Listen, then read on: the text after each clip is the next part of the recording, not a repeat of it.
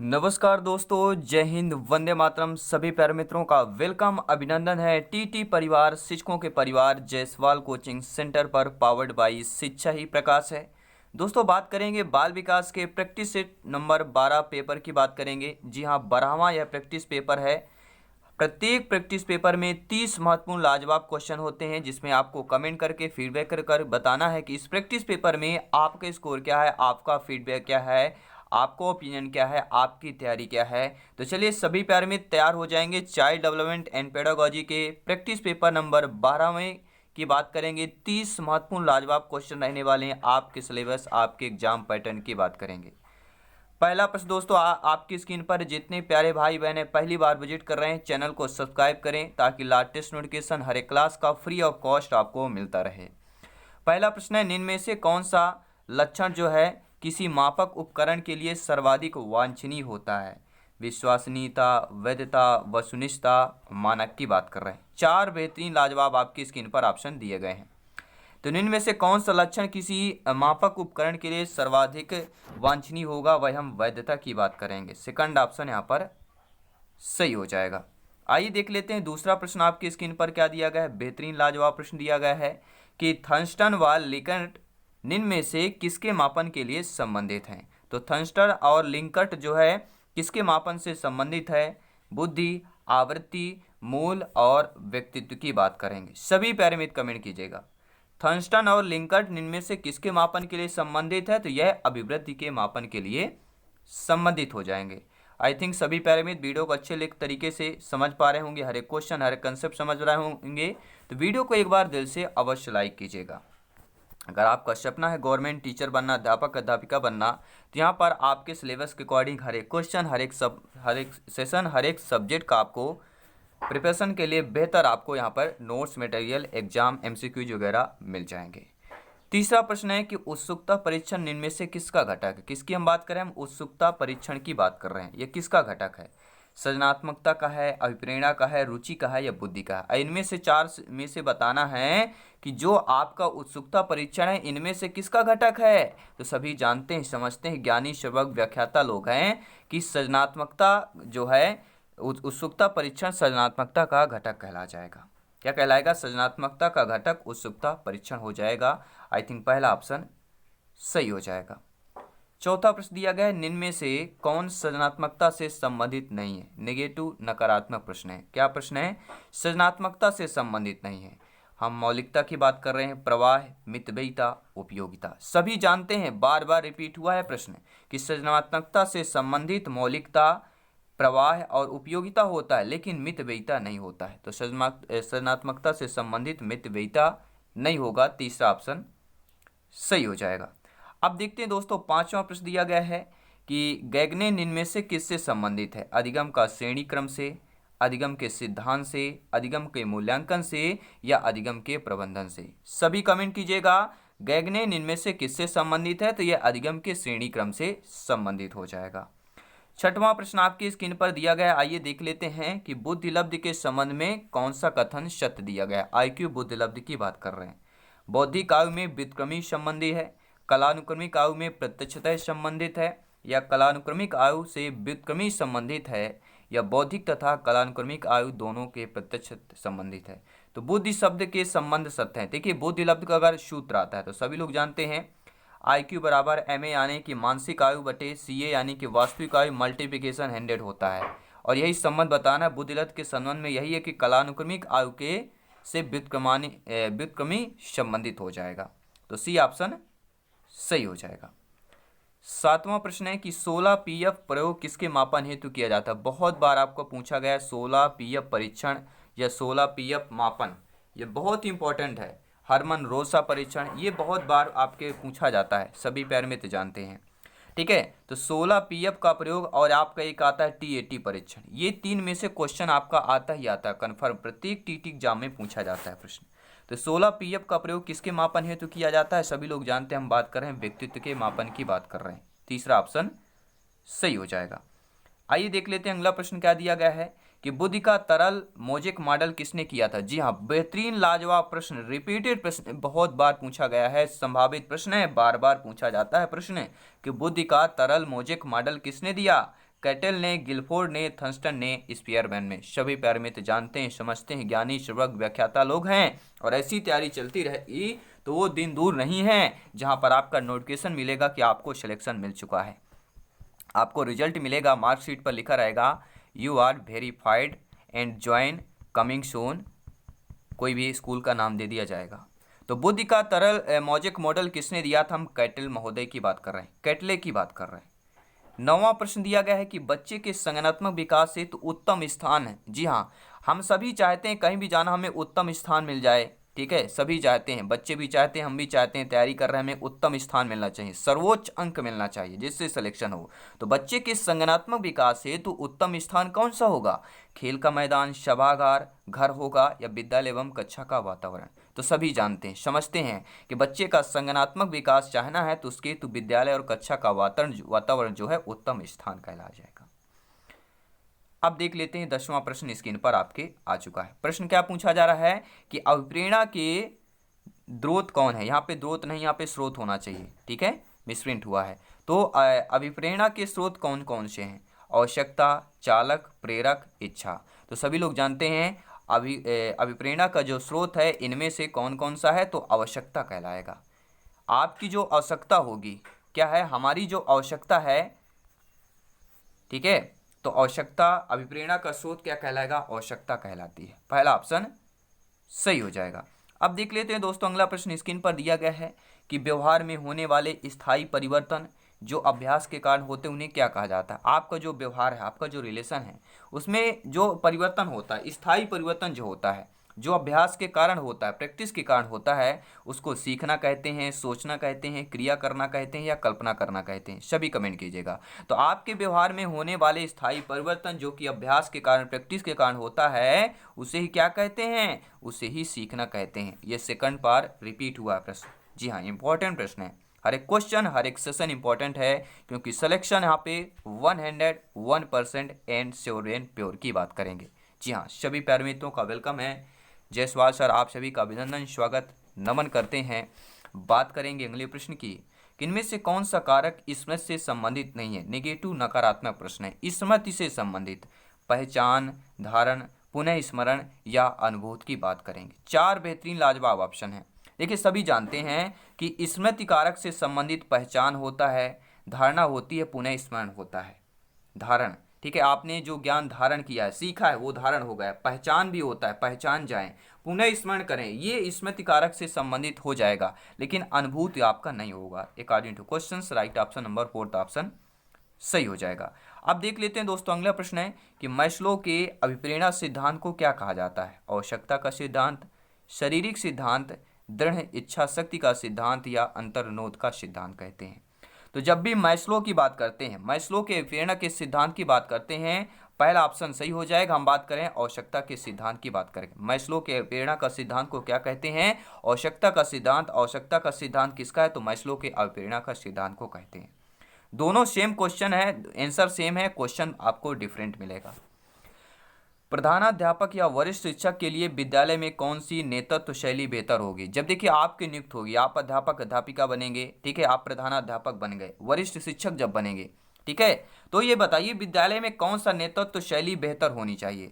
ठीक है, सत्ताधारी नेतृत्व, प्रजातांत्रिक, हस्तक्षेपी या उपरोक्त में से कोई नहीं। सभी जानते हैं, समझते हैं कि सत्ताधारी और प्रजातांत्रिक इन दोनों को छोड़कर कैसा होना चाहिए? हस्तक्षेपी नेतृत्व होना चाहिए, किसी पर पार्टिकुलर नहीं होना चाहिए। सभी बच्चे समान हैं, समावेशी शिक्षा की बात कर रहे हैं। जी हाँ, बात करेंगे मानसिक स्वास्थ्य के नियमों को खोजना और उन्हें बनाए रखना अध्ययन का केंद्र बिंदु है। शेफर, हेडशिल्प, ड्रेवर, लेंडर, किसका कथन है? मानसिक स्वास्थ्य के नियमों को खोजना और उन्हें बनाए रखना अध्ययन का केंद्र बिंदु है। किसने कहा है? सभी प्यारे मित्र जानते हैं, हम जेम्स ड्रेवर की बात कर रहे हैं। मानसिक स्वास्थ्य के नियमों को खोजना और उन्हें बनाए रखना अध्ययन का केंद्र बिंदु है। किसने कहा? जेम्स ड्रेवर ने कहा था। 16वां प्रश्न दोस्तों आपकी स्क्रीन पर है कि चेस तथा कार्ड को निम्न में से किसमें वर्गीकृत किया जा सकता है? लड़ाई वाले खेल में, बौद्धिक खेल में, प्रायोगिक खेल में, गतिमान खेल में। देखिए चेस और कार्ड, देखिए चेस और कार्ड को होते हैं बैठकर खेला जाता है। चेस में 2 लोगों को, कार्ड में भी 2, 3, 4 लोग बैठ के खेलते हैं। तो ये क्या होता है? बैठकर खेले जाना है, मतलब लड़ाई तो लड़ी नहीं जाती, लड़ाई वाला खेल तो है नहीं है कि यहाँ पे कुश्ती चल रही है, ठीक है, गतिमान भी, गतिक भी नहीं होता है, प्रायोगिक भी नहीं हो रहा। मतलब यहाँ पे कौन सा खेल हो रहा है, आपका बौद्धिक की बात करेंगे। तो चेस और कार्ड किस में वर्गीकृत किया जाएगा, तो बौद्धिक खेल में इसे वर्गीकृत किया जाएगा। अगला प्रश्न आइए जान लेते हैं कि अभिवृत्ति का संप्रत्यय कौन होगा। संज्ञान परक होगा, क्रिया परक होगा, संवेगात्मक होगा या उपरोक्त सभी होगा। आपका कमेंट, आपका फीडबैक, आपका ओपिनियन शर्मान है। हर एक भाई बहन है गृहिणी का जिनका सपना है गवर्नमेंट टीचर बनना, अध्यापक अध्यापिका बनना। अभिवृत्ति संप्रत्यय की जब भी बात करते हैं तो संज्ञान परक भी होता है, क्रिया परक भी होता है और संवेगात्मक रूप में भी होता है, अर्थात डी ऑप्शन सही हो जाएगा। उपरोक्त सभी, ये सभी वाला ऑप्शन सही हो जाएगा। अब देखते हैं दोस्तों अगला प्रश्न। मनोवैज्ञानिकों के अनुसार बुद्धि सीखने की क्षमता है, अमूर्त चिंतन की योग्यता है, या तो एक या तो दो, या एक और दो, दोनों की बात करेंगे। तो मनोवैज्ञानिकों के अनुसार मानना है कि बुद्धि सीखने की क्षमता भी है और अमूर्त चिंतन की योग्यता भी है। फोर्थ ऑप्शन सही हो जाएगा, एक और दो, दोनों की बात कर रहे हैं। जी हाँ। अगला प्रश्न आइए देख लेते हैं। 19वां प्रश्न क्या दिया गया आपकी स्क्रीन पर कि प्रेरणा का वही संबंध उपलब्धि से है जो अधिगम का तर्क से है, चिंतन से है, बोध से है या विवेक से है। आपका विवेक क्या कहता है कि प्रेरणा का वही संबंध जो उपलब्धि से है, जो अधिगम का किससे है। आपका कमेंट कहता है कि जो अधिगम का संबंध बोध से है। ठीक है, प्रेरणा का संबंध वही उपलब्धि से है, जो अधिगम का संबंध, यहाँ पे क्या आ जाएगा, बोध शब्द आ जाएगा। यानी कि आपका तीसरा ऑप्शन सही हो जाएगा। अब देख लेते हैं 20 नंबर प्रश्न है कि वातावरण वह बाहरी शक्ति है जो हमें प्रभावित करती है, किसने कहा था। किसका स्टेटमेंट कथन है, 1 से 2 प्रश्न जरूर पूछा जाता है। ठीक है, वातावरण वह बाहरी शक्ति है जो हमें प्रभावित करती है, किसने कहा था। वुडवर्थ ने, रास ने, एनास्टसी ने या इनमें से कोई नहीं। सभी प्यारे मित्र जानते हैं कि वातावरण वह बाहरी शक्ति जो हमें प्रभावित करती है, अर्थात यह किसका कथन है, हम बात करेंगे रास महोदय की बात करेंगे। दूसरा ऑप्शन सही हो जाएगा। 20 महत्वपूर्ण क्वेश्चन हम कंप्लीट कर चुके हैं। टोटल क्वेश्चन हम 30 क्वेश्चन करने वाले हैं और इनमें से आपका स्कोर क्या है, आपका फीडबैक क्या है, कमेंट करके जरूर बताएं। और नोट्स पीडीएफ फाइल प्राप्त करना चाहते हैं फ्री ऑफ कॉस्ट तो आज ही ज्वाइन करें। टेलीग्राम और व्हाट्सएप ग्रुप आपको लिंक दे दिया जाएगा या सर्च करें जायसवाल कोचिंग सेंटर। साथ ही साथ दोस्तों इंस्टाग्राम पर आप लोग भी फॉलो कर सकते हैं अपने परिवार टीटी परिवार जायसवाल सर को फॉलो कर सकते हैं डायरेक्टली, वहाँ पे से मैसेज चैट कर सकते हैं, एमसीक्यूज वगैरह आपको मिल जाएगा। साथ ही साथ फेसबुक पेज पर अगर आप लोग फेसबुक यूज कर रहे हैं तो फेसबुक पेज पर जरूर फॉलो करें, सर्च करें Jaiswal coaching centre, powered by शिक्षा ही प्रकाश है। दोस्तों बात करेंगे 21 नंबर प्रश्न की। 21वां प्रश्न है कि तर्क, जिज्ञासा तथा निरीक्षण शक्ति का विकास होता है किस आयु पर हो जाता है। 7 वर्ष, 11 वर्ष, 9 वर्ष, 6 वर्ष। देखिए बच्चे की तर्क, जिज्ञासा और निरीक्षण शक्ति का विकास जो है सभी जानते हैं हम किस अवस्था की बात कर रहे हैं। आपका कमेंट क्या कहता है कि जब हम तीसरे अवस्था की बात करते हैं कि चौथे अवस्था की बात करते हैं। देखिए 11 वर्ष तक की जो अवस्था होती है इसमें बच्चा तर्क, जिज्ञासा, निरीक्षण शक्ति का विकास हो जाता है, तो 11 वर्ष की आयु पर हो जाता है। दूसरा ऑप्शन सही हो जाएगा। अब देखते हैं अगला प्रश्न कि शारीरिक विकास का क्षेत्र स्नायुमंडल होगा, मांसपेशियों की वृद्धि होगी या एंडोक्राइन ग्लैंड्स होगा या उपरोक्त सभी की बात करेंगे। तो शारीरिक विकास का क्षेत्र जो एरिया कहलाता है वह स्नायुमंडल भी कहलाता है, मांसपेशियों की वृद्धि कहलाएगा, एंडोक्राइन ग्लैंड्स कहलाएंगे अर्थात उपरोक्त सभी। क्योंकि शारीरिक विकास में स्नायुमंडल में भी वृद्धि होगा, मांसपेशियों में वृद्धि होगा और एंडोक्राइन ग्लैंड्स की बात करेंगे। तो डी ऑप्शन आप लोगों का सही हो जाएगा। तो लाइक शेयर करते रहें, सपोर्ट करते रहें, शिक्षकों को सपोर्ट करें, अपने परिवार टीटी परिवार शिक्षकों के परिवार को सपोर्ट करते रहें। अगला प्रश्न है किस अवस्था में बालकों में नई खोज करने की और घूमने की प्रवृत्ति बहुत अधिक बढ़ जाती है। वह अवस्था शैशवावस्था है, उत्तर बाल्यावस्था है, किशोरावस्था है, प्रौढ़ावस्था है। ऐसी अवस्था बताइए जिसमें बालकों में नई खोज करने की और घूमने की प्रवृत्ति बहुत अधिक बढ़ जाती है, वह उत्तर बाल्यकाल की अवस्था की बात कर रहे हैं। दूसरा ऑप्शन सही हो जाएगा। आइए देखते हैं बेहतरीन लाजवाब प्रश्न। अगला प्रश्न है कि अधिगम अंतरण का थांडाइक सिद्धांत कहा जाता है। समानता सिद्धांत, अनुरूप तत्वों का सिद्धांत, औपचारिक नियमों का सिद्धांत या इनमें से कोई नहीं। सभी कमेंट कीजिएगा। अधिगम का अंतरण का थांडाइक सिद्धांत कहा जाता है, किसको कहा जाता है। आपका जवाब आ चुका है कि अनुरूप तत्वों के सिद्धांत को, ठीक है, अधिगम अंतरण का थांडाइक सिद्धांत कहा जाता है। किसको कहा जाता है, अनुरूप तत्वों के सिद्धांत की बात कर रहे हैं। 25वां प्रश्न कह रहा है कि निम्न में से कौन सा वंशानुक्रम का नियम नहीं है। नेगेटिव नकारात्मक प्रश्न है। समानता नहीं है, भिन्नता नहीं है, प्रत्यागमन, अभिप्रेरणा। ये रिपीट हुआ क्वेश्चन बहुत बार पूछा गया है। सभी प्यारे मित्र जानते हैं कि वंशानुक्रम का नियम, देखिए समानता का नियम, भिन्नता का, प्रत्यागमन का नियम, ये तीनों जो है वंशानुक्रम के नियम कहलाते हैं। लेकिन अभिप्रेरणा जो है यह वंशानुक्रम का नियम नहीं कहलाएगा।